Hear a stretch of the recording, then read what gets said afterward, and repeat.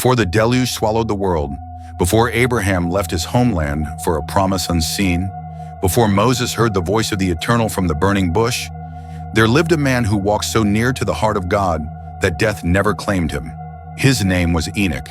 He beheld visions no mortal had dared to see. He chronicled the uprising of angelic rebels, the shadowed destiny of the earth, and the mysteries locked in the highest heavens. For generations his words lay buried, dismissed, or forgotten. But now, in an age torn by war, echoing with confusion, and sinking into moral collapse, his ancient visions stir once more. Today you will hear the 7 revelations of Enoch that are surfacing before our very eyes. And let me tell you, the final one is more than prophecy. It is a solemn warning. It is the lens through which the events ahead will make sense. Stay with me until the end, for once you hear them, you will never look at this world the same way again. Surrounded by an uncountable host, coming to bring judgment upon the earth. The wicked would be confronted, every hidden act exposed, every arrogant word weighed. Centuries later, this same vision appeared almost word for word in the New Testament Book of Jude, proving its eternal relevance. Enoch, living thousands of years before the first coming of Christ, foresaw his second coming, not in humility, but in glory, not alone, but flanked by an army of the sanctified. John's vision in Revelation echoes this. Heaven's armies clothed in dazzling white, riding forth behind the King. This is no gentle arrival. It is the return of the line of Judah, claiming his kingdom and delivering justice. The question we must ask, are the signs already upon us? Wars erupt across nations, disasters shake the earth, morality decays at an accelerating pace.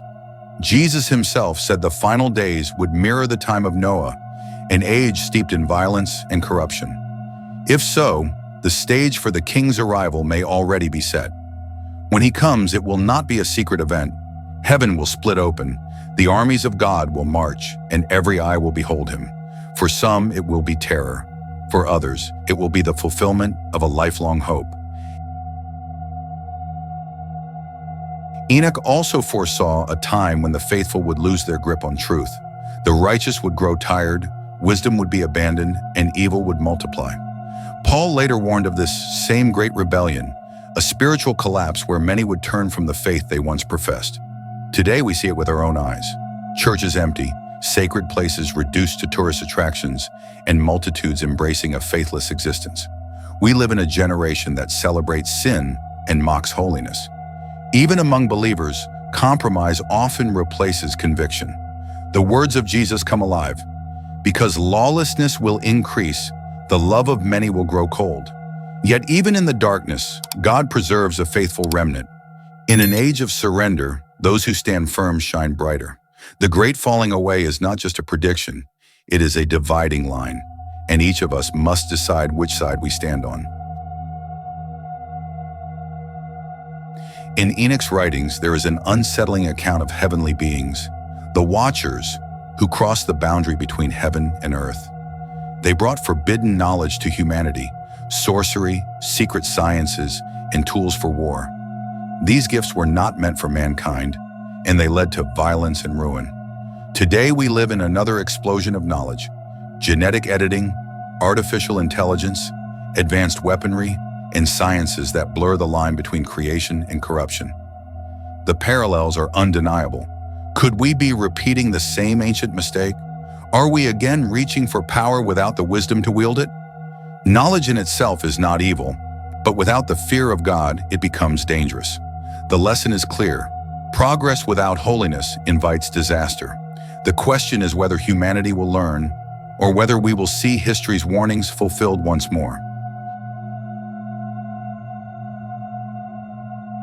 Enoch spoke of 2 great purifications.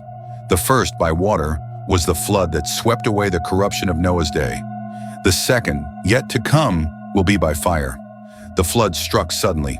People laughed at Noah until the rain began. So it will be again. Scripture says the heavens and the earth are reserved for fire, not symbolic flames, but a cleansing that will remake creation. Today we see the world trembling, fires, floods, storms, and earthquakes. These may be only the warnings, the early tremors before the final shaking. And just as God gave Noah the ark, so he offers Christ as the refuge for all who will enter. Enoch foresaw the coming of the Chosen One, not as the suffering servant, but as the conquering ruler. He will establish a kingdom that will never be overthrown. Our world cries out for leadership. Political systems fail, nations rage, promises are broken. But when the true king comes, justice will flow like a river. Wars will cease, tears will be wiped away.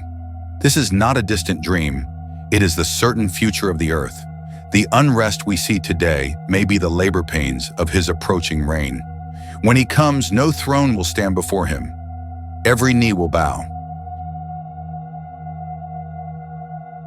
Enoch saw that those who lived quietly for God, those who prayed unseen, suffered in silence, and endured persecution, would one day be revealed in glory. Today there are believers meeting in secret, risking their lives for the gospel. To the world, they are invisible. To God, they are precious jewels waiting for the day of unveiling. And that day is coming. The hidden will shine like the sun. Every act of obedience, no matter how small, will be honored before heaven and earth. Enoch's final vision is the most sobering, a fire that will sweep through creation, not only destroying, but renewing. It will burn away corruption, leaving only what is pure. This fire will test every work, every heart. For the faithful, it will refine like gold. For the rebellious, it will consume like chaff.